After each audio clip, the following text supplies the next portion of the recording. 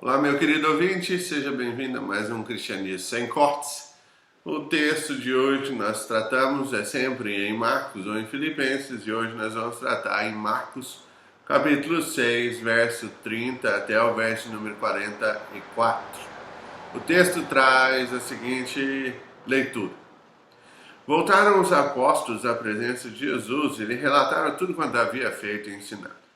Ele lhes disse: vinde repousar um pouco à parte, num lugar deserto, porque eles não tinham tempo nem para comer, visto serem numerosos os que iam e vinham.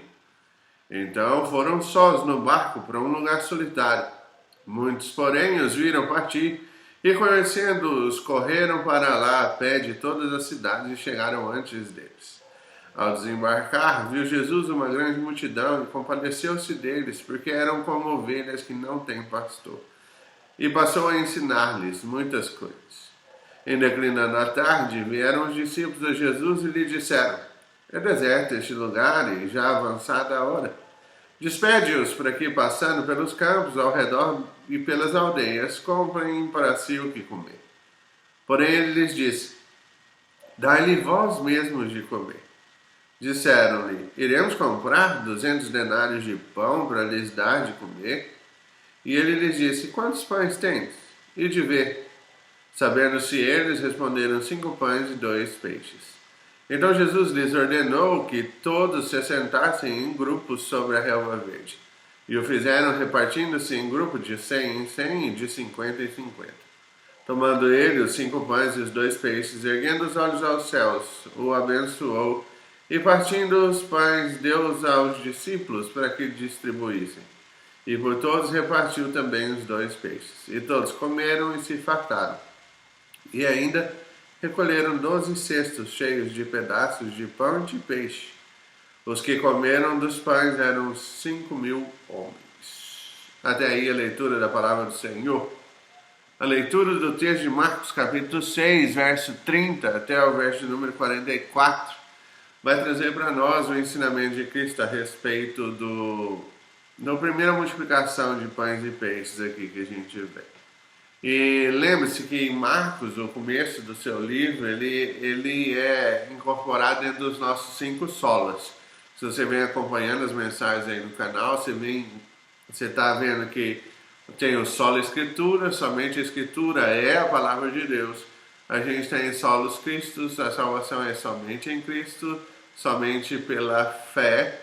E a gente tem, esse é um ato somente da graça de Deus e só para a glória de Deus, só lhe deu glória. E no texto de hoje eu quero que a gente perceba exatamente isso, como que a glória de Deus ela é manifestada nas nossas vidas, certo? Olhando para o texto, a gente tira 3 grandes ensinamentos aqui. O primeiro ensinamento é que a glória de Deus ela é manifestada mediante a compaixão.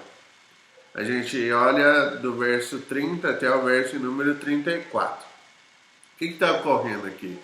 O que está ocorrendo é que os discípulos tinham saído para ensinar e para fazer milagres e coisas do gênero, então eles voltam. E quando eles voltam à presença de Cristo, falando: a gente fez um monte de coisas.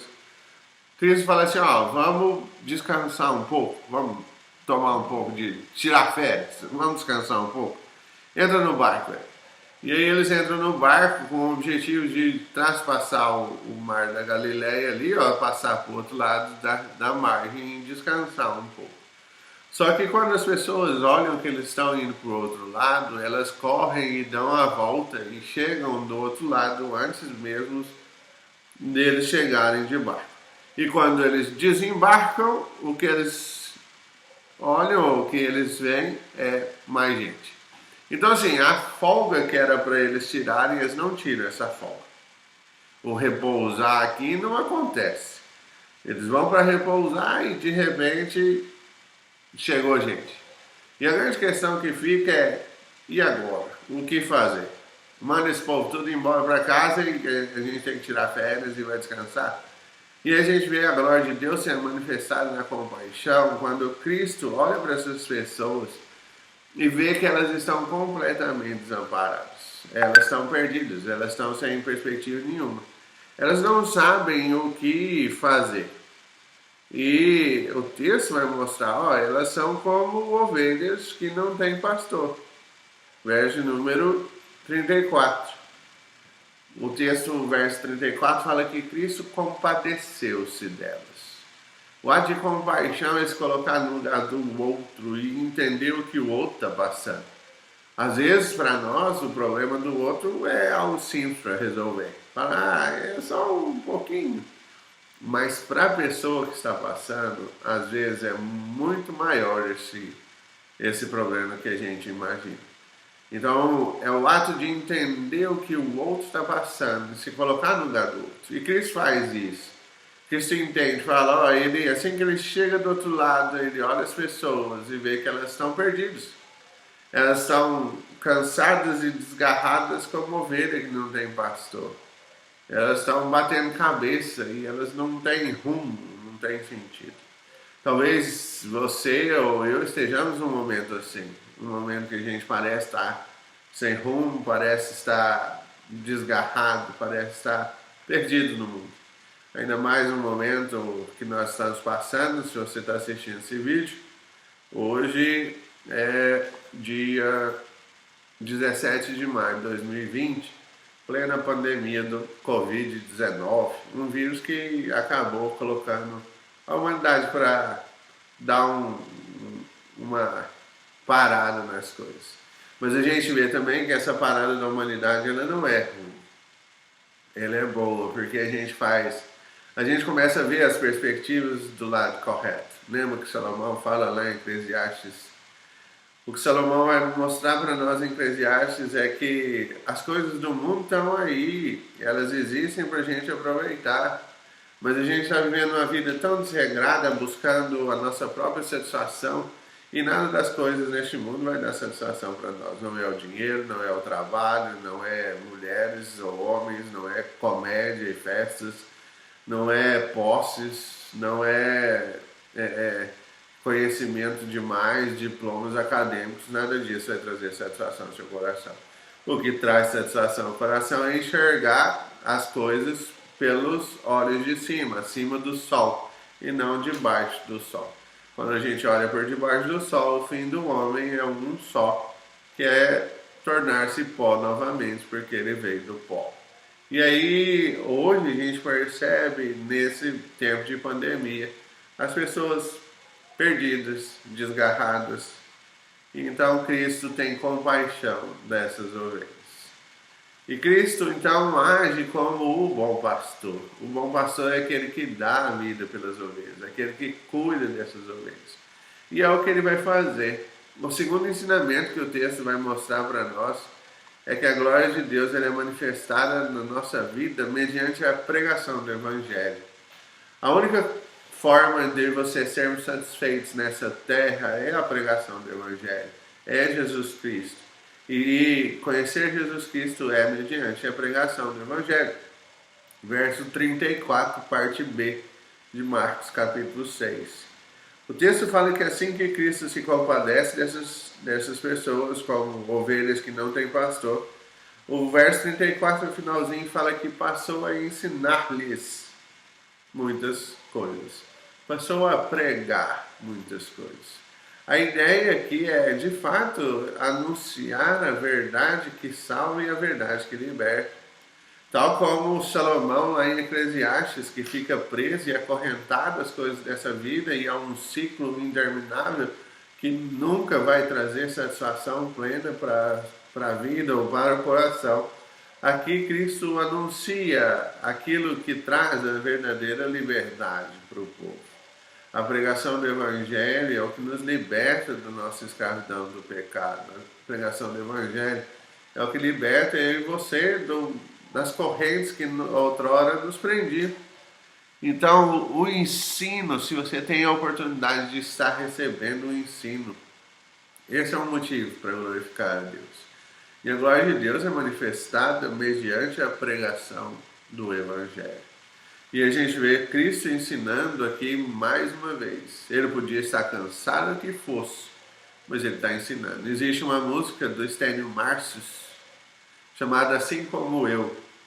Uma ideia que ele cria de Cristo mostrando que Cristo é humano como nós e que ele fica cansado também. A gente percebe isso, se eu não me engano, eu gravei um vídeo no começo do livro de Marcos, onde a perspectiva aqui é Cristo trabalhando o tempo inteiro.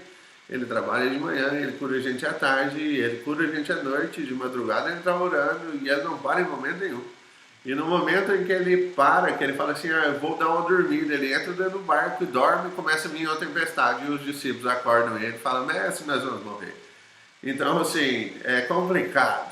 E aí a gente vê aqui Jesus tentando mais uma vez se afastar um pouco com os discípulos, só que quando eles chegam do outro lado tem gente, e ao invés de falar assim, dá um tempo, Cristo começa a ensinar esse povo a mostrar a verdadeira palavra que liberta, a verdadeira palavra que dá vida. E começa a pastorear essas ovelhas que estão desgarradas, essas ovelhas que estão perdidas, essas ovelhas que estão batendo cabeça e não sabem para onde ir. Na minha e na sua vida é da mesma forma. O Covid está aí, ele está dentro dos planos de Deus. E existe um propósito maior. O propósito maior talvez seja o que a gente está vendo aí pelo globo terrestre, onde a gente vê agora as baleias nadando pelo oceano livremente, os pássaros voltando a voar nas grandes cidades e milagres da natureza, ou seja, a natureza está sendo refeita ou está sendo reconstituída enquanto o homem está preso, porque o homem vem destruindo o jardim de Deus há um bom tempo por causa do seu pecado. Então, talvez se você for essa ovelha, fique tranquilo, porque Cristo usa de compaixão. E a mensagem do ensino, a mensagem da pregação é geralmente para você entender isso. Que você, por mais que pareça que Deus não está agindo, Ele está trabalhando. Por mais que Deus pareça estar em silêncio, Ele continua trabalhando. Né? Então, fique tranquilo e entenda que Deus está trabalhando, mesmo que você não consiga perceber essas coisas. Deus está trabalhando. E aqui fica já uma sugestão de uma literatura para você ler, que é o Coronavírus e Cristo. É um livro gratuito do John Piper, que foi lançado aqui pela Fiel.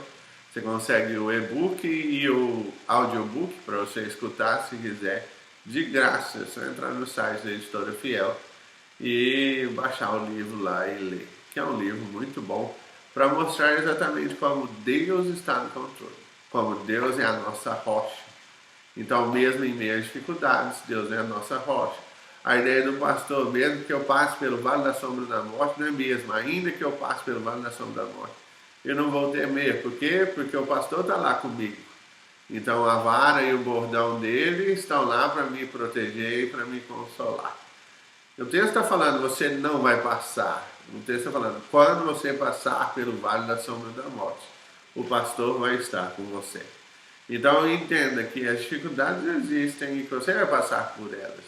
Mas o bom pastor está cuidando das ovelhas. Certo? O terceiro ensinamento que o texto nos traz está a partir do verso 35.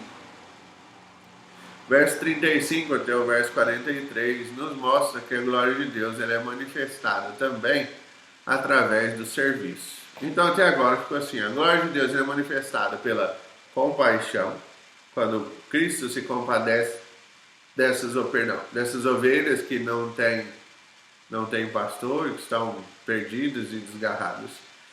A glória de Deus se manifesta mediante a pregação. Cristo está ensinando essas pessoas que foram atrás dele. E a glória de Deus é manifestada através do serviço. Serviço, isso. Trabalhar em prol do outro.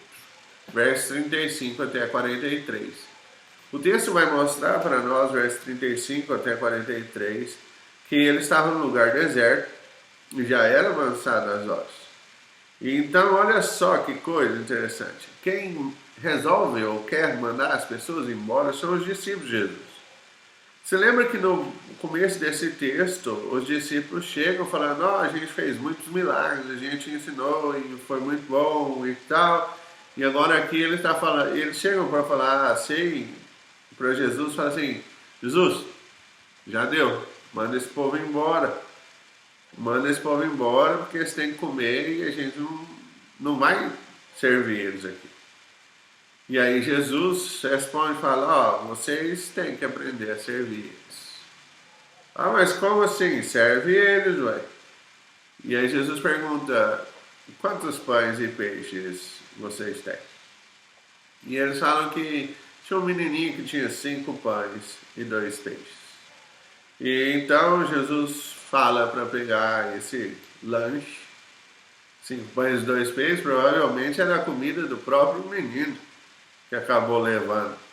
E então Jesus pega isso, reparte e isso alimenta uma multidão de 5.000 homens, mais mulheres e mais crianças. Um dos ensinamentos que a gente tem aqui é que nós devemos servir uns aos outros. E a grande questão é que os discípulos aqui, a princípio, não queriam servir. Eles queriam, manda esse povo embora, eles vão custar para nós 200 denários só de pão. E 200 denários seria 200 dias de trabalho só de pão. Então, é muita gente para ser alimentada. Não vai dar certo, Jesus. E Jesus fala, me traz lá o que vocês têm. E pega esses 5 pães e 2 peixes. Existe um livro, saiu recentemente, da Elizabeth Elliot, A Aflição Nunca é em Vão. Ela fala lá nesse livro a respeito desse milagre, falando assim, ó, que os dons pequenos, quando eles são guardados para você mesmo, 5 pães e 2 peixes, eles servem só para você. No caso aqui, alimentaria apenas o menino. Mas quando eles são colocados na mão de Deus, eles alimentam muito mais gente. Então, nesse livro, A Aflição Nunca é em Vão, da Elizabeth Elliot, ela nos ensina a servir uns aos outros usando isso aqui. Cristo fala isso para os discípulos, me traz os 5 pães e 2 peixes, porque isso na minha mão alimenta uma multidão, enquanto com o menininho ficaria só para o menino. Certo? Então, o que nós temos é que nós temos que servir uns aos outros em amor. Servir aos outros é o maior ato de amor que nós podemos fazer. Já expliquei aqui no canal e falo na igreja. Amor não é sentimento. Amor só é sentimento nas propagandas e no marketing, porque eles têm que vender perfumes aí de certas lojas e corações de bombom e coisas do gênero. Amor não é sentimento. Amor é atitude. Se eu amo alguém, eu ajo em prol dessa pessoa. Por exemplo, porque Deus amou o mundo, ele agiu. O que ele fez? Enviou o seu Filho primogênito para todo aquele que nele crê não pereça, mas tenha vida eterna. Então, se eu amo, eu tenho uma atitude em função do outro. Então, quando Cristo fala que são as ovelhas desgarradas, são ovelhas sem pastores, eles são perdidos. Ele tem compaixão disso, ele ensina a verdade que liberta para esse povo. E ele serve esse povo. Ele serve esse povo fisicamente, no caso do alimento, do pão e do peixe aqui, que é dividido. E ele serve esse povo espiritualmente, mediante a pregação da palavra. E esse povo sai alimentado, certo? O que devemos fazer com esse texto, então? Servir a Deus com alegria e servir uns aos outros em amor.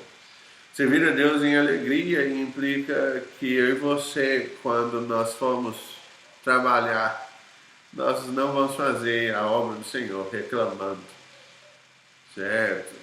Sirva a Deus sempre em alegria. A gente vê isso muito em Paulo. Paulo, quando está preso, escreve as cartas da prisão, tal como Filipenses. Ele fala, eu estou feliz aqui na cadeia. Mas como é que você está feliz na cadeia? E Paulo fala, já passei por coisa pior.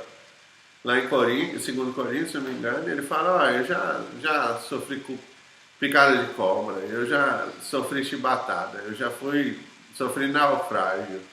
Eu já fui açoitado, entendeu? Eu passei por um monte de coisas. Mas para mim está sendo bom. Eu falo, como assim? Não tem sentido, você está preso, passou por isso e está alegre. E aí é onde a gente tem as falas icônicas de Paulo, de falar assim, ó, para mim o viver é Cristo e o morrer é lucro. Morrer é lucro porque eu vou estar com Cristo. Mas enquanto eu vivo, eu sirvo a Cristo. Certo? E é exatamente isso. John Piper fala, o motto de John Piper é: Deus é mais glorificado em mim quando eu sou mais satisfeito nele. Sempre que eu estou satisfeito em Deus, Deus é mais glorificado. Então, que nós possamos servir a Deus em alegria e servir uns aos outros em amor. Se somos parte da mesma igreja, temos que servir uns aos outros em amor. E isso implica, sim, em gastar nosso tempo, dinheiro, suor, paciência, seja lá o que for, para que o outro seja servido. Então é servir a Deus com alegria e servir uns aos outros em amor. Porque Deus, a glória de Deus é manifestada mediante a compaixão, quando a gente se coloca no lugar do outro e entende que o outro está sentindo, mediante a pregação, quando nós ensinamos as verdades do Evangelho para essa pessoa que está perdida, desgarrada e sem sentido e batendo cabeça por causa dos problemas da vida. E a glória de Deus é manifestada através do serviço, quando eu sirvo os outros, quando eu cuido dos outros e quando eu me disponho para que o outro seja melhor. Que Deus te abençoe com essa palavra. Tenha um ótimo dia, uma ótima semana. E a gente vai retornar a essas mensagens diariamente novamente. Fica na paz.